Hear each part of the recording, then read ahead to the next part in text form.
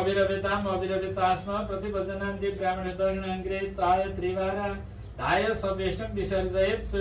नामवादस्य प्रसव जगम्य दीमि देव विश्वरूपे नामगन्ध विद्रमा द्राचा मासुम अमृतत्वेन गम्यत् तेरा शब्देन चन्दन अघिता पुष्प लिएर हाल्नु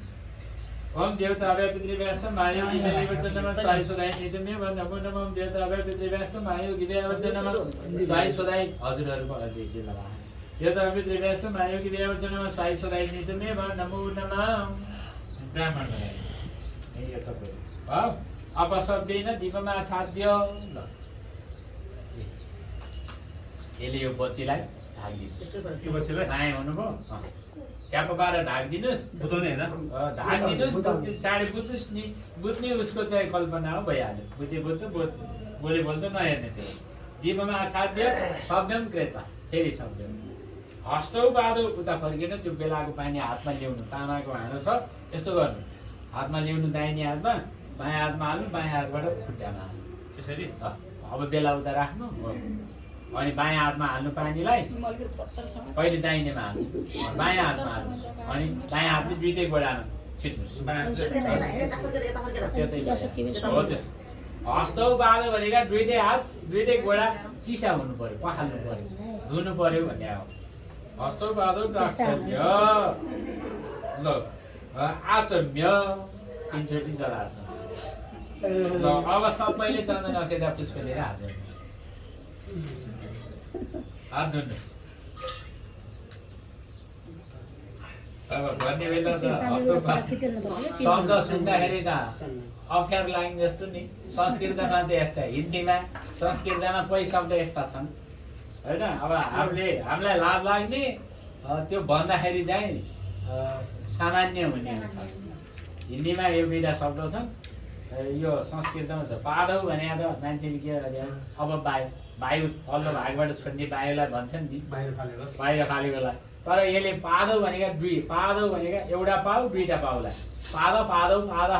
एउटा खुट्टा दुईटा खुट्टा धेरै खुट्टा भन्ने अर्थ लाग्छ त्यो त त्यही भएर दुईटै खुट्टा भन्ने ओम यत्कृतम तत्सुकृतम अस्तु यन्न सबैजनाले हात जोड्नु नि यत्कृतम तत्सुकृतम अस्तु यन्न कृतम तद्विष्णु प्रसादं ब्राह्मण भोजन सर्वं परिमणमस्तु ओम प्रमदावक्रम तन्कर्म प्रचलित दरे सुच स्मरणादेव तद्विष्णु सम्पूर्ण साधित श्रुति आयु प्रजा धनम विद्या स्वर्ग मोक्ष सुखानि च प्रहित तथा राज्यं पितर श्राद्ध तरविदा कायेन वाचा मनसेन्द्रियैर्वा बुद्धिर्मनाभ प्रकृति स्वभावात् करोमि यद्यत् सकलं परस्मै नारायणेति समर्पयेत् ओम यस्य स्मृतार्जन मोक्ष तपः श्राद्ध क्रियादेषु न्यूनं समृतां यदि सद्यो वन्दे तमुच्यतां रुमाले राखिदिनु चढाइदिनु हजुरले अनि दण्डवत गर्ने घोप्टो परेर शिर भएर राखेर ढोकिदिनु चोट लाग्ला बिचारा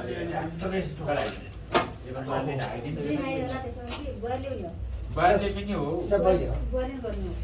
दिने काम गरी पितृहरूको जे दिने हो आयु दिने विद्या दिने धन दिने रूप दिने निरोगिता दिने सन्तान दिने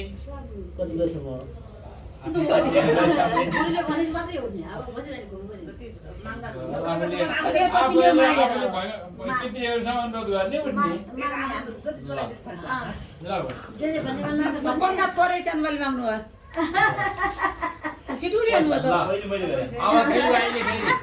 पुष्प लिएर हात जोडेर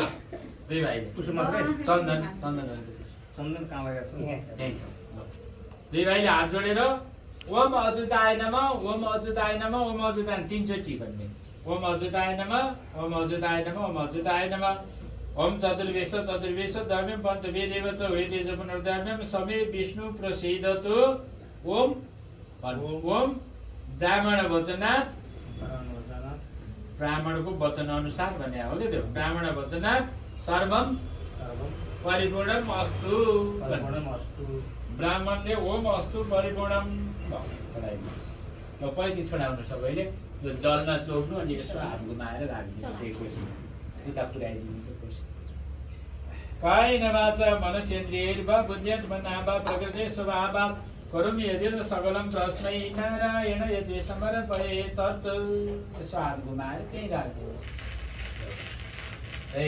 निर्याएर बहुत जल्यो के निर्याएर रहन्छ पानी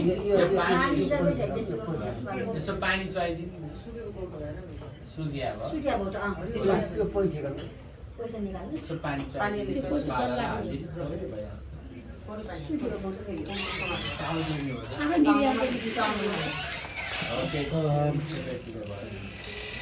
यसको गराइदिनु अर्को हालिदिनु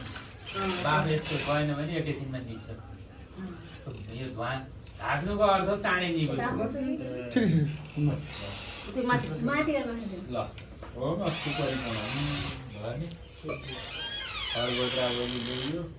एउटा कि दुईटा पत्ता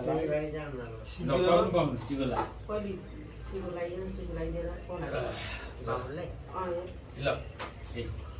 ल ओम मद्रा सबला सन्तु पुण्य सन्तु मधुरधाम सद्रुणा बुद्धिना स्वस्ति प्राणम मदस्तव पुत्र पौत्र आदि धनधान्य समृद्धिरस्तु चिरायुरस्तु समस्त दिव्य आशीर्वादस्तु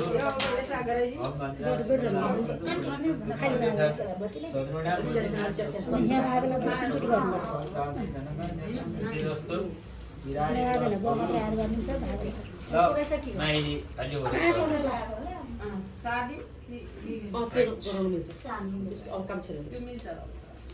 ओम भद्रमस्तु शिवं चास्तु महालक्ष्मी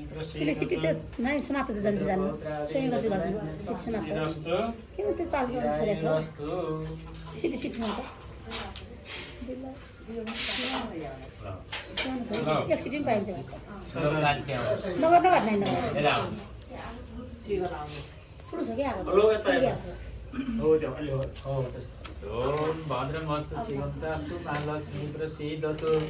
पुत्र पौत्र आदि धनधान्य समृद्धिरस्तु चिरायुरस्तु ऐवात्यवति भवतु सबस्तु प्रेम आशीर्वादमस्तु मैले लगाइदिने अरू कोही छ भाइको प्यारमा कोही छैन अमलहरू खै